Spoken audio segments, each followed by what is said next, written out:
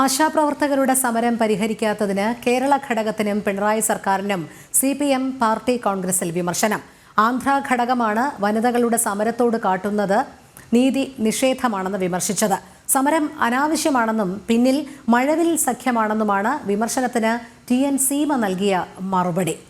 കൂടുതൽ വിവരങ്ങളുമായി സുധീഷ് ഗോപാൽ ചേരുന്നു. സുധീഷ്, ആശാപ്രവർത്തകരുടെ സമരം പരിഹരിക്കാത്തതിന് കേരള ഘടകത്തിനും പിണറായി സർക്കാരിനുമെതിരെ CPM പാർട്ടി കോൺഗ്രസിൽ വിമർശനം ഉയർന്നതായി മനസ്സിലാക്കാൻ കഴിയുന്നു. ഏതൊക്കെ രീതിയിലുള്ള വിമർശന സ്വരമാണ് ഉയർന്നത്? CPM 24-ാം പാർട്ടി കോൺഗ്രസിലാണ് പ്രവർത്തകരുടെ സമരത്തിന് നേരെയുള്ള സംസ്ഥാന സർക്കാരിന്റെ ഒരു ഇടതുപക്ഷ സർക്കാരിന്റെ സമീപനം ഇത്തരത്തിലാവരുതെന്ന തരത്തിലുള്ള വിമർശനം ഉയർന്നത്.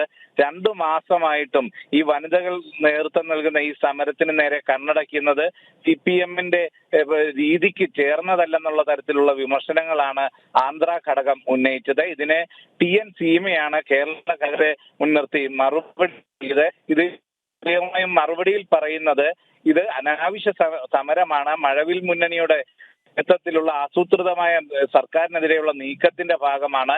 ഇതേ സാഹചര്യത്തിൽ തന്നെ ആശാപ്രവർത്തകർക്ക് ഏറ്റവും അധികം പ്രതിഫലം നൽകുന്ന സംസ്ഥാനം കേരളമാണ്.